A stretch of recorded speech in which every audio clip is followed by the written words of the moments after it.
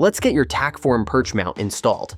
Before we jump in, make sure you've got everything out of the box. You should see some screws, spacers, the mount arm, the cradle, and a few other bits and pieces. Both metric and standard hardware are included, so you'll want to figure out which set works for your bike. Just compare the screws. Metric ones are shorter, and the standard ones are longer.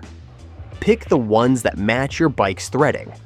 First step, grab your factory screw and use it to figure out which spacer you'll need. The goal here is to make sure that once everything's installed, the amount of thread sticking out of the mount matches what you had with the original screw. Once you've got the right spacer picked, it's time to install.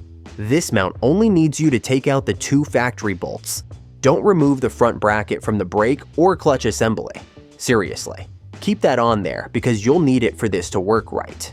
Start by removing the bottom factory screw and loosely installing the mount using just that bottom hole. Once it's loosely in place, take out the top screw. Rotate the mount up into position, and then put the top screw in. Now just tighten both screws down fully, and you're good to go. Finish the setup by attaching your desired arm and holder. If you're going with the long reach setup, just make sure the 20mm ball is tightened down completely, even if it looks like it's already secure. If you're going for the short reach version, you'll need to remove that 20mm ball and swap it out for the dovetail or flange piece instead. Again, make sure to tighten it down fully so everything stays put.